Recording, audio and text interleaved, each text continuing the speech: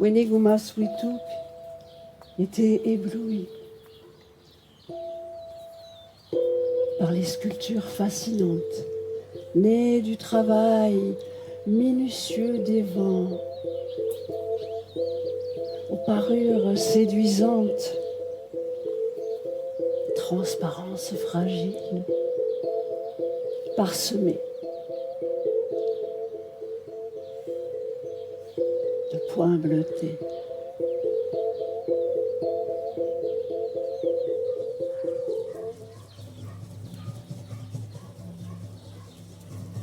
Les premiers cristaux scintillaient sur la neige. La peau de la mer craqua. Ah, les prémices du retour du printemps. Les parois des igloos ruisselaient d'eau. Il était temps de se rassembler, de charger les traîneaux, de pots, d'ustensiles, de vieux, d'enfants. Et les voilà, glissant sur la banquise faible, fragile.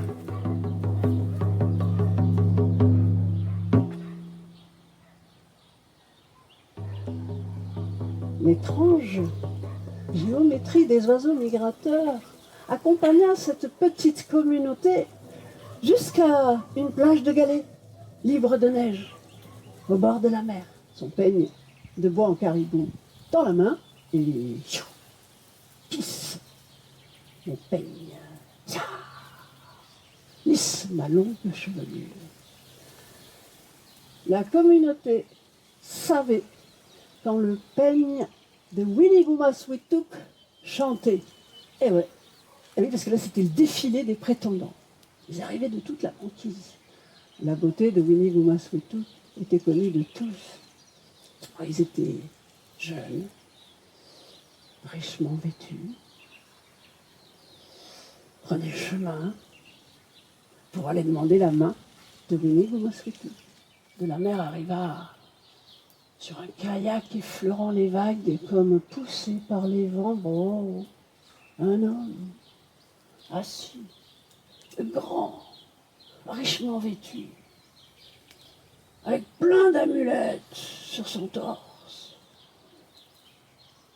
Il s'approcha de la plage, refusa d'accoster, refusa le nikouk de bienvenue et dit, sans enlever ses lunettes en bois de caribou, « Je cherche celle qui ne veut pas se marier. » Bruissement d'elle. Son époux l'a suivi et a posé ses doigts crochus sur son épaule.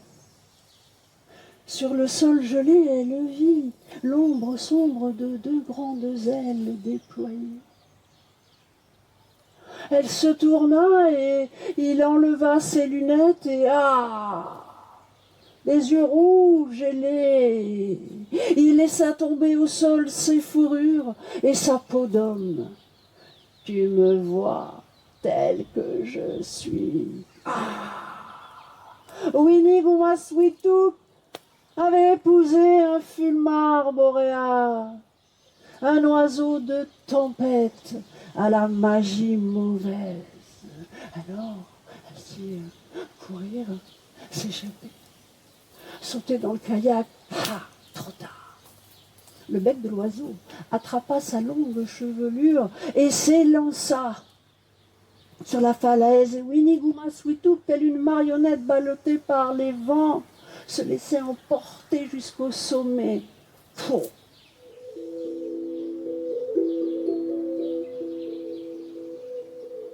Venu du plus profond de son cœur, des mots s'échappèrent. Sauve-moi, Père, sauve-moi, viens me chercher, navigue vers moi, dépêche-toi, j'ai froid, j'ai faim. Et les mots voyagèrent jusque dans les rêves du vieux père. Et la voix de Weniguma-Swituk rythma les battements de cœur du vieux chasseur. seul guide dans cette mer glaciale, froide, noire, que les mots de sa fille. Dépêche-toi, dépêche-toi, navigue vers moi.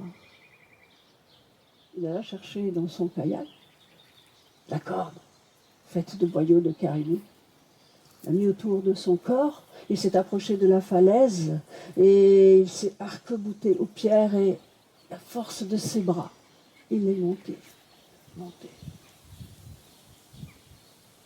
jusqu'à découvrir Winnegoumast-Wittouk, assise sur les immondices de sa captivité. Sans un mot, il mit la corde dans une faille, il tira, elle tenait, il prit sa fille sur son dos. Winnegoumast-Wittouk, aussi légère qu'une plume, s'agrippa de toutes ses forces et glissèrent jusqu'au sol. Fou furieux, l'oiseau fila au ras de l'eau vers le kayak. Ses ailes déployées soulevaient les vagues jusqu'au ciel, déferlante impatiente, embarquant la frêle embarcation jusqu'au sommet blanc des écumes, là, avant de la lâcher dans les profondeurs. Et la mer, elle bavait la rage de l'oiseau sous les fracas assourdissants de ses flots, telle une furie, tempête, brutale, sauvage, puissant. À l'instant où le corps de Winnegoumast-Wittouk touche à l'eau, les vents se calmèrent. L'eau s'apaisa. Et le poids mouillé du manteau de Winnegoumast-Wittouk l'amena vers le fond. Et elle fit appel à toute sa rage de vivre. Et elle nagea jusqu'à la surface. La chair des doigts de Sedna donnèrent naissance aux mammifères marins, les phoques, les morses, les baleines, les belugas. Et Winnegoumast-Wittouk,